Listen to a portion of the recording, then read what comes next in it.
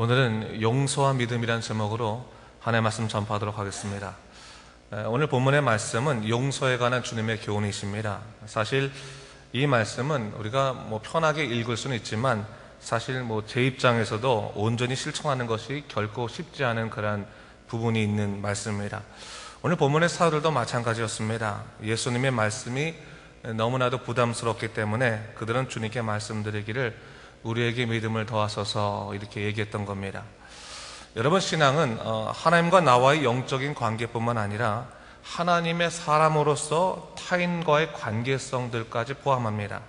그렇게 신앙이 되어간다고 하는 것은 하나님에 대한 믿음이 깊어감과 동시에 사람들을 향한 사랑이 깊어지는 것들도 의미하는 것입니다.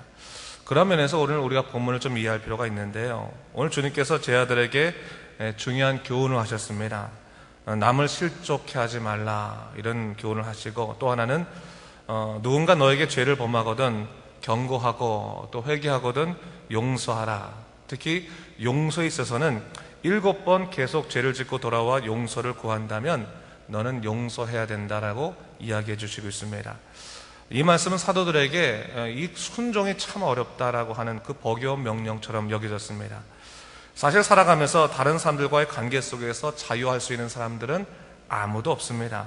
아마도 이런 생각을 했을지 모릅니다. 내가 남을 시험 들게 하지 않을 수는 있겠지만 남이 나에게 끊임없는 고통과 상처를 주고 있다면 그를 내가 용납하는 것, 이것은 사람이 할 수 있는 것이 아니다라고 생각했을지도 모르죠.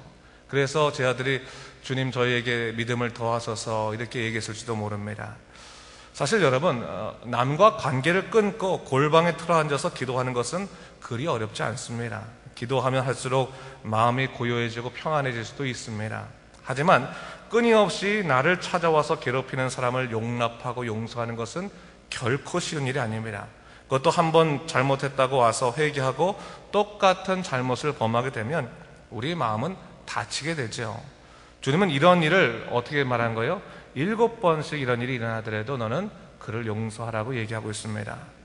여러분, 신앙생활이 힘들다고 느껴지는 것은 사실 다른 사람들과의 관계 속에서 이루어집니다. 누군가 끊임없이 나를 모욕하고 모함한다면 거기에서부터 자유할 수 있는 사람은 아마도 아무도 없을 것입니다. 또 사람은 솔직히 당한 만큼 되돌려주고 싶은 그런 마음들이 다 은연에 깔려 있습니다. 그래서 내가 먼저 시작하지는 않아도 내가 당한 만큼은 너도 고통을 당해야 되지 않겠느냐, 그런 생각을 갖게 됩니다. 그러나 주님께서는요, 이것조차도 주님께서 원하지 않으신다고 얘기하시는 거죠. 그럴 때 우리는 생각하기를, 주님, 저는 신앙생활에 솔직히 지쳤습니다. 더 이상 아무리 주님의 말씀이 좋다고 하더라도 순종하기 너무 어렵습니다. 고통스럽습니다. 이렇게 말할 수밖에 없을 거예요. 사실 오늘 우리가요, 예수님의 말씀과 제 아들의 솔직한 고백을 좀 잘 볼 수 있으면 좋습니다. 사실 우리가 내 결심을 통해서 다른 사람들을 용서하려고 한다면 절대로 용서할 수 없습니다. 이것은 어떠한 사람도 예외가 아닙니다. 또 다른 사람들에게 절대적으로 선만 행할 수도 없습니다. 사람은 본래적으로 이기적이고 악하기 때문에 절대 선이라고 하는 것은 인간에게 원래 찾아볼 수가 없는 겁니다. 인간은 상대적인 선만 존재하는 겁니다. 내게 잘해주는 사람에게 내가 선으로 대해야 하는 것이지, 내게 악하게 행동하는 사람에게 내가 선으로 대하는 것은 결코 쉬운 일이 아닙니다. 오늘 오히려 우리는요, 이 사도들의 말에 좀 집중해 볼 필요가 있습니다. 사도들은 주님의 교훈에 솔직히 좀 낙심을 했습니다. 그리고 나서 말하기를, 주님, 저에게는 그러할 만한 믿음이 없습니다. 믿음을 좀 주세요. 이렇게 얘기하고 있는 겁니다. 여러분, 여기서 믿음의 정체가 밝혀지게 됩니다. 믿음은요, 사람이 노력한다고 해서 커지는 것이 아니라는 것을 볼 수 있는 거예요. 하나님이 도와해 주셔서 믿음이 생겨나는 것이다 하는 거죠. 열심히 성경 공부하고 봉사해서 믿음이 커질 것 같으면요, 그렇게 할 것 같은데 실제로 꼭 그렇지 않습니다. 우리가 오히려 믿음의 분량만큼 봉사하고 헌신한 것뿐이지, 봉사하고 헌신했다고 해서 믿음이 커지는 것은 아니에요. 우리가 주님께 갈망해야 될 것은요, 하나님만이 우리의 전부가 되시고 나를 지키시는 분이시라는 존재론적인 고백이 좀 우리에게 있을 필요가 있습니다. 내가 할 수 없는 것을 억지로 할 수 있는 것이 아니라 성령께서 나로 하여금 감당하게 달라고, 도와달라고 기도할 수밖에 없는 것이 바로 우리 연약한 인간의 모습일 뿐입니다. 성령께서 우리를 도우실 때만 우리가 우리의 생각을 뛰어넘는 하나님의 일을 감당할 수 있는 거예요, 사실은. 그렇기 때문에 신앙은 뭡니까? 하나님에 대한 항복입니다. 항복. 내가 할 수 없습니다라고 고백하는 거죠. 용서도 마찬가지입니다. 내가 용서하려고 한다고 용서가 잘 되나요? 여러분 생각해 보세요. 누군가 나한테 해코지를 하거나 고통을 줬을 때 그래 용서하자 그런다고 용서가 됩니까? 우리 사실 마음속에는 앙금이라고 하는 것은요, 절대로 다른 사람들을 용서하지 못하게 만듭니다. 이 앙금이라는 것이 굉장히 대단한 거거든요. 그 앙금을 덮을 수 있는 것이 사실은 더 큰 은혜입니다. 사실은 하나님의 크신 은혜가 경험하게 되면 내가 갖고 있는 앙금조차는 아무것도 아니다라고 생각하게 되면서 용서할 수 있게 되는 것이지, 뭐 내가 저 사람을 용서하겠다고 결심한다고 해서 용서가 쉽게 되지는 것이 아니에요. 사실 성령께서 인도하시고, 그러나 성령께서 우리로 하여금 용서하게끔 하시면 용서가 또 가능한 거죠. 가서 용서하고. 여러분 스스로 우리가 속이지 말아야 됩니다. 겉으로는 내가 용서했다고 말하면서 내 마음에 용서하지 않은 것 사실 많이 있거든요. 성령께서 우리에게 시키시는 대로 우리가 또 응답할 필요가 있는 거죠. 자, 오늘 주님께서는요, 용서를 가능케 하는 믿음을 말씀하시면서 이런 교훈을 주고 계신 것을 볼 수 있습니다. 6절 말씀을 한번 같이 읽었으면 좋겠는데, 6절 말씀 읽겠습니다. 시작. 주께서 이르시되 너에게 겨자씨 하나일 만한 믿음이 있었더라면 이 뽕나무더러 뿌리가 뽑혀 바다에 심겨라 하였을 것이요 그것이 너에게 순종하였으리라 하세요. 뭘 얘기하고 있습니까? 참된 믿음은 너희가 생각하고 있는 그 상식을 뛰어넘는다는 얘기를 하고 있는 거예요, 사실은. 여러분, 우리는 스스로 믿음이 있다고 말하지만, 믿음이 있다고 뭐 이렇게 자신 있게 말을 하지만, 사실 정확하게 본다면 믿음이 있다기보다는 신념이 있다고 하는 말과도 같습니다. 여러분, 사실 우리가 믿음 생활을 하게 되면 신념이 생기거든요. 그 신념을 따라서 우리가 또한 종교생활, 신앙생활을 하게 됩니다. 그러나 진정한 믿음 생활이라는 것은 언제나 뭐예요? 신념을 뛰어넘는 하나님의 놀라우신 이끄심을 경험할 때 가능하게 되는 거예요. 그러니까 성령께서 우리를 이끄시는 거죠. 내가 할 수 있는 것을 했다고 해서 그걸 믿음으로 했다고 말할 수 없는 거예요. 오히려 내 능력 안에서, 내가 갖고 있는 신념 안에서, 하나님이 주신 신념 안에서 할 수 있는 것이죠. 그러나 신앙의 세계 속에서 우리가 더욱더 깊이 있고 힘있게 일할 수 있는 것은 매 순간순간마다 내 생각을 뛰어넘는 성령의 이끄심, 그 세계 안에, 새로운 세계 안으로 내가 하나님의 초청으로 인해서 끌려 들어가는 것, 또 그것이 바로 우리 하나님의 놀라우신 신앙의 세계다, 믿음의 세계다 볼 수 있습니다. 바로 이것이 내가 할 수 없는 일을 감당하게 했을 때 성령께서 이루신 믿음의 일이고, 그때서 우리가 무엇을 고백하는 거예요? 주님만이 나의 참 주님이십니다, 고백하게 되는 거죠. 여러분, 그것이 사실은 기적이에요. 여러분 다른 것을 기적이라고 생각하지 마세요. 뭐 여러분, 우리 안에 뭐 기적이라는 게 뭐 내가 뭐 못하는 일, 예를 들어서 뭐 내가 뭐 여기 있는 뭐 돌이 뭐 떡으로 변하는 그게 기적입니까?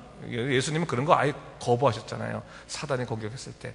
진짜 기적은요, 정말로 내가 하나님의 뜻과 성령으로 말미암아 내가 이전에 할 수 없었던 그 삶의 영역까지 나아가는 게 기적이에요, 사실은. 그래서 하나님을 고백할 수밖에 없고, 하나님에게 두 손 들고, 그렇군요, 하나님이 나의 참 주님이시군요 하면서 두 손 들 수밖에 없는 것이 바로 믿음의 세계 안에서 벌어지는 것입니다. 용서도 바로 그러한 부분에서 믿음이 요구된다라고 오늘 성경에서 얘기하고 있는 거예요. 내가 아무리 하고 싶어도 가슴 속에 치솟아 오르는 감정을 억누를 수 없는데, 어떻게 보면요, 진정한 용서라고 하는 것은 내 자신을 좀 잊어버렸을 때 가능할지도 몰라요. 내 자신을 잊어버렸을 때도. 오늘 주님께서는 7절 이후에 종의 충성에 대해 반응하는 주인의 모습을 비유로 드신 것을 볼 수 있습니다. 종이 밭을 갈거나 양을 친 다음에 내가 할 일 했으니까 내 충성 좀 알아달라 이렇게 말하면 알아줄 주인이 있겠느냐라고 말하는 거예요. 너희도 그 종에게 오히려 내 수종 들라 이렇게 얘기하지 않겠느냐. 그러면서 주님께서 말씀하신 게 뭡니까? 너희가 할 수 있는 것, 또 너희가 해야 할 것을 했다고 해서 하나님에게 참다운 종이 되는 것이 아니라, 종의 도리는 마땅히 너희가 해야 할 일을 하고 나서 주인에게 말하기를 우리는 무익한 종이라, 우리가 마땅히 해야 할 일을 했을 뿐입니다라고 고백하는 것이 종의 역할이다라고 얘기하고 있는 것이죠. 여러분 말씀을 좀 잘 이해하셨습니까? 하나님의 종된 자들은요, 자신의 충성도 헌신도 주님 앞에 자랑할 것이 없습니다. 오직 주님께 무익한 종임을 고백하고 주님만이 나의 참된 주님이십니다 라고 그냥 갈구하는 것이죠.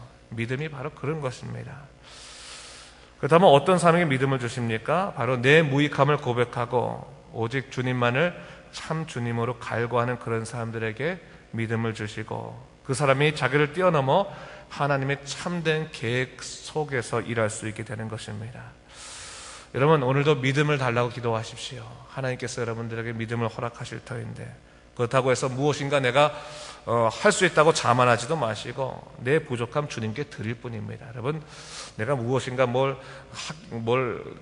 큰 것을 좀 내가 다른 사람에게 자랑해 볼 만한 것을, 내가 세계를 변화시키는 것 많은 것을, 그럴 것을 위해서 내게 하나님이 주신 능력이 필요한 것이 아니죠. 하나님은 다 나름대로 계획이 있습니다.